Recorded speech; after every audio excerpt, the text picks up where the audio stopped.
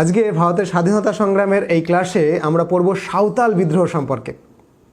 সাঁওতাল বিদ্রোহের শুরুতেই আমাদের জানতে হবে সাঁওতাল কারা, হু আর সাঁওতালস। সাঁওতালরা হলেন ভারতবর্ষের একটা আদিবাসী সম্প্রদায়, যারা কঠোর পরিশ্রমী, শান্তিপ্রিয়, সরল প্রকৃতির কৃষিজীবী আদিবাসী সম্প্রদায়। আমি কৃষিজীবী কেন বললাম? তার কারণ কৃষি কাজটাই তাদের প্রধান এবং মুখ্য জীবিকা ছিল। প্রাথমিকভাবে তারা বাস করত বাংলার বাঁকুড়া, মেদিনীপুর, বীরভূম, মানভূম, ছোটনাগপুরের পালৌম অঞ্চলের গভীর অরণ্যে বা গভীর বনভূমিতে। তাদের মুখ্য কাজ ছিল কৃষিকাজ এবং বনাঞ্চল থেকে যাদের উপরে তাদের স্বাভাবিক অধিকার ছিল প্রজন্মের পর প্রজন্ম ধরে, সেই বনাঞ্চল থেকে কখনো ফল, কখনো মূল, কখনো কন্দমূল, কখনো কাঠ সংগ্রহ করে তারা তাদের জীবন এবং জীবিকা নির্বাহ করত। কিন্তু গোল বাঁধল 1793 সালের 22শে মার্চ কর্নওয়ালিস, লর্ড কর্নওয়ালিস, আর একবার 1793 সালের 22শে মার্চ, নোট করো এটা, 1793 সালের 22শে মার্চ যখন লর্ড কর্নওয়ালিস ভারতবর্ষে চিরস্থায়ী বন্দোবস্তের প্রবর্তন করলেন। এই চিরস্থায়ী বন্দোবস্তের প্রবর্তনের ফলে জমির অধিকারটা চলে গেল কার কাছে? জমিনদারদের কাছে, ইজারাদারদের কাছে, এবং তারা বংশ পরম্পরায় চিরস্থায়ীভাবে জমির ওপরে অধিকার ভোগ করতে শুরু করলো। তাহলে যারা কৃষিকাজ করত তাদের অবস্থাটা কীরকম হলো? কৃষির কিন্তু আর জমির ওপর অধিকার থাকলো না, অধিকার থাকলো জমিদারের। তারা ভূমিদাসে পরিণত হলো একরকমভাবে। এখন চিরস্থায়ী বন্দোবস্ত বা পার্মানেন্ট সেটেলমেন্ট ভারতবর্ষের কৃষির ওপরে ঠিক কীভাবে প্রভাব ফেলেছিল এটা আমরা নিশ্চয়ই অন্য ক্লাসে পড়ব। কিন্তু ভারতবর্ষের ইতিহাসে যারা কখনো কোনো দিন ট্যাক্স দেয়নি, বনের ওপর যাদের স্বাভাবিক অধিকার ছিল, সেই সাঁওতালদের ওপরে কিন্তু এই জমিদাররা, যারা জমির চিরস্থায়ী মালিক হয়ে গেল, তারা ট্যাক্স বসাতে শুরু করলো। কখনো জমিদারদের ট্যাক্স, কখনো ইস্ট ইন্ডিয়া কোম্পানির কর্মচারীদের অত্যাচার এতটাই অতিষ্ঠ হয়ে গেল যে উচ্চ হারে ট্যাক্স তারা সহ্য করতে না পেরে বাঁকুড়া, মেদিনীপুর, বীরভূম, মানভূম, ছোটনাগপুরের পালৌম অঞ্চল থেকে তারা আরও পূব দিকে সরে গেল এবং রাজমহল পাহাড়, চেনো তো রাজমহল পাহাড়? রাজমহল পাহাড় ছোটনাগপুর থেকে একটু দূরে, রাজমহল পাহাড়টা ঝাড়খণ্ড, বিহারের। এই রাজমহল পাহাড়ের আরও দুর্গম পার্বত্য অঞ্চলে এসে তারা বসবাস করতে শুরু করলো। এই রাজমহল পাহাড়ের প্রান্তদেশে তারা যখন বসবাস করতে শুরু করছে, গভীর বন যেখানে মানুষের হাত তখনও পড়েনি, সেই বনের গাছপালা কেটে তারা কৃষি জমি তৈরি করতে শুরু করলো। এই জমি কেটে কৃষি জমি তৈরি যেটা হলো, তার নাম তারা দিল দামিন-ই-কোহি। দামিন-ই-কোহি একটা সাঁওতাল শব্দ, যার অর্থ তখন যারা প্রতিষ্ঠা করেছিল তখন হয়েছিল পাহাড়ের প্রান্তদেশ। পরীক্ষার সময় জিজ্ঞেস করে দামিন-ই-কোহির মানে কি? দামিন-ই-কোহির মানে হচ্ছে পাহাড়ের প্রান্তদেশ, কিন্তু পরবর্তীকালে পলিটিক্যালি এই দামিন-ই-কোহিটাকে ইউজ করা হবে tax free land for Santhal, অর্থাৎ এমন একটা জমি যেখানে পলিটিক্যালি সাঁওতালরা কোনো ট্যাক্স দেয় না। কিন্তু প্রাথমিকভাবে দামিন-ই-কোহি একটা সাঁওতাল শব্দ, যে শব্দের মানে কিন্তু হবে পাহাড়ের প্রান্তদেশ। এটা নিয়ে অনেকের গোল বাদে, আমি বলে দিচ্ছি, একটু পরে আরও ডিটেলসে বলবো। এই দামিন-ই-কোহি, যার অর্থ সাঁওতালি ভাষায় পাহাড়ের প্রান্তদেশ, এখানে তারা শান্তিতে বসবাস করতে শুরু করে, কৃষিকাজে মন দেয়। যেহেতু গহীন অরণ্যের ওপরে তাদের স্বাভাবিক অধিকারও প্রতিষ্ঠা হয়। কিন্তু সেখানেও এই বহিরাগতদের হাত থেকে তারা মুক্তি পেল না। ক্রমশ জমিনদার, ইজারাদার, মহাজন, শস্য বিক্রেতা, মধ্যস্বত্বভোগী, এই সমস্ত বহিরাগত যারা, তারা ক্রমশ এই দামিন-ই-কোহির মধ্যে প্রবেশ করে আসতে শুরু করলো। সাঁওতালদের ভাষায় যারা সকলে দিকু, দয়স্যি কয়স্যু, দিকু নামে পরিচিত ছিল। যদি জিজ্ঞেস করো দিকু শব্দের অর্থ কি, Diku is a Santali word, যার মানে হচ্ছে প্রবঞ্চক, ঠক, যারা আমাদেরকে ঠকাচ্ছে। কিন্তু দিকু শব্দটাকে সাঁওতালিরা সম্পূর্ণ বহিরাগত, মানে যারা বাইরে থেকে তাদের সমাজের মধ্যে ঢুকে এসেছে, তাদের দামিন-ই-কোহির মধ্যে ঢুকে এসেছে, তাদের অর্থে ব্যবহার করত। এই দিকুর মধ্যে কারা পড়তো? জমিদাররা পড়তো, মহাজনরা পড়তো, ইজারাদাররা পড়তো, শস্য ব্যবসায়ীরা পড়তো, নীলকররা পড়তো, যারা যারা তাদের সমাজে, ইংরেজ কর্মচারীরা পড়তো, রেল কর্মচারীরা পড়তো, সিপাহীরা পড়তো, যারা যারা তাদের সমাজে দামিনী কহির মধ্যে অবাঞ্ছিতভাবে প্রবেশ করলো তারাই দিকু। এই দিকুদের হাত থেকে তাদের আর কোনো নিস্তার রইল না। একবার তারা ছোটনাগপুর মালভূমি অঞ্চল থেকে এসে রাজমহল পাহাড়ের এই গোড়ায় দামিনী কহি তৈরি করে বসবাস করতে শুরু করেছে, কিন্তু এই দামিনী কহিও কিন্তু জমিদারের ট্যাক্স থেকে মুক্তি পেল না। ইজারাদাররা, ইংরেজরা এখানে এসে জমিদার ইজারাদাররা তাদের জমির উপরে ট্যাক্স বসাতে শুরু করলো, আর এইখান থেকে কিন্তু লড়াইয়ের শুরু। দামিনী কহিটা কিন্তু ট্যাক্স ফ্রি ছিল যখন দামিনী কহি প্রতিষ্ঠা হয়, আর দামিনী কহির ওপরে এখন জমিদাররা ট্যাক্স বসাচ্ছে। কেন? জমিদারকে, ইংরেজকে বাৎসরিক একটা ট্যাক্স পাঠাতে হবে, অতএব জমিদার ইজারাদাররা তাদের জমির ওপরে দামিনী কহির ওপরে ট্যাক্স বসাচ্ছে। লড়াইয়ের সূত্রপাতটাই কিন্তু এইখানটা থেকে।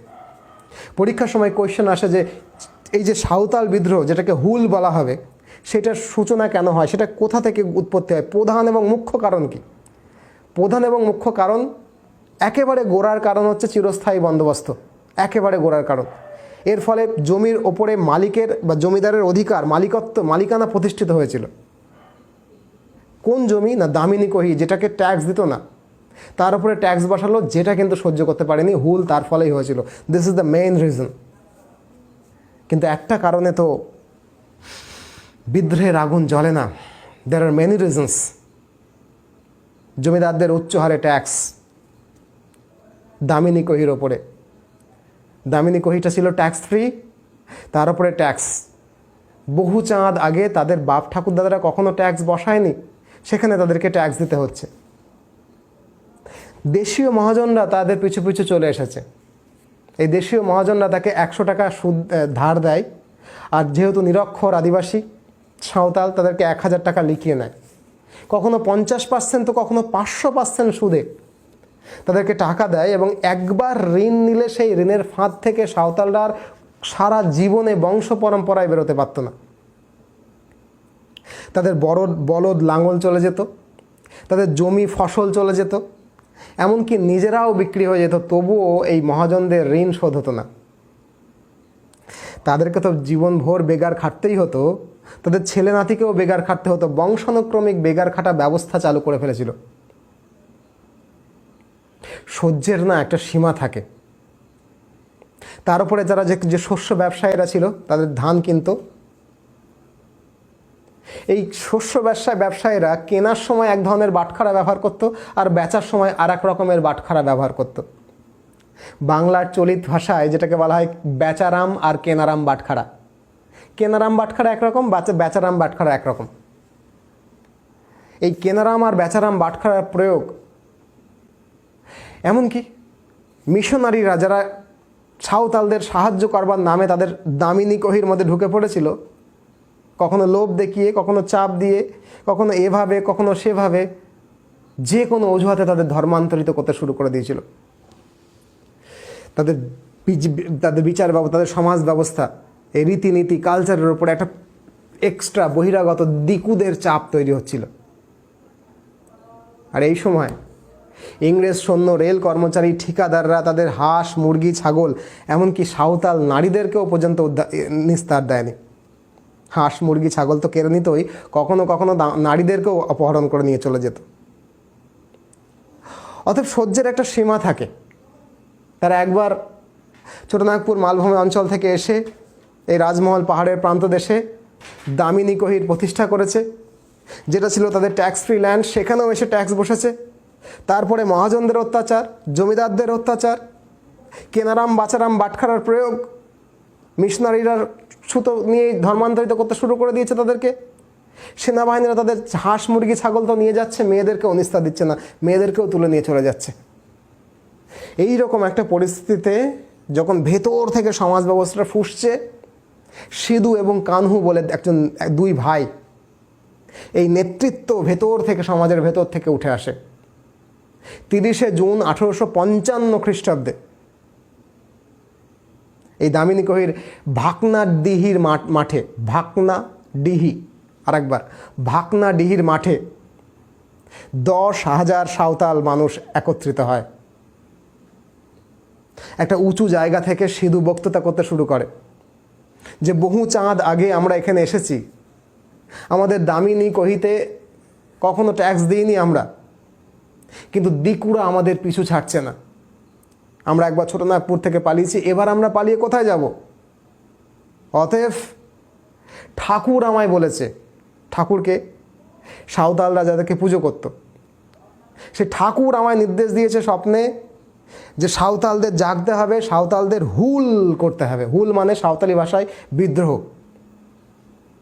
সিঁদুর এই আহ্বানে 10,000 মানুষ সমবেতভাবে গর্জে ওঠে, হুল হুল হুল।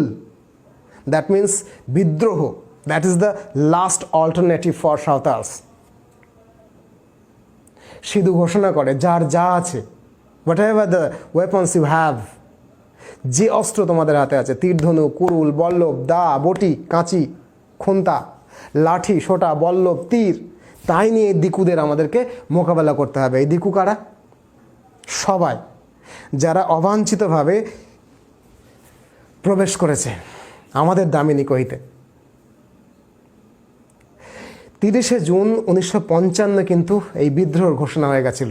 কি উদ্দেশ্য ছিল এই বিদ্রোহের? উদ্দেশ্য ছিল দামিনী কহি থেকে দিকুদেরকে পার্মানেন্টলি হটিয়ে সেখানে স্বতন্ত্র সাঁওতাল রাজ প্রতিষ্ঠা করা। এবং সিধু কানু এই বিদ্রোহেরই ডাক দিয়েছিল। প্রকাশ্যে এই বিদ্রোহটা চলতে থাকে। সিধু কানু ছাড়াও চাঁদ ভৈরব নামক 2 ভাই এই বিদ্রোহে ভীষণ রকমভাবে নেতৃত্ব দিয়েছিলেন। আর নেতৃত্ব দিয়েছিলেন বীর সিং, কালো প্রামাণিক, ডোমন মাঝি। ক্রমশ এদের সংগঠন 50,000-এ পৌঁছে যায়। জমিদারের বাড়ি আক্রমণ করতে শুরু করে, জ্বালিয়ে দেয়। মহাজনদেরকে খুন করে, তাদের বাড়ি ঘর জ্বালিয়ে দেয়। নীলকর চাষিদেরকে একের পর এক হত্যা করতে শুরু করে।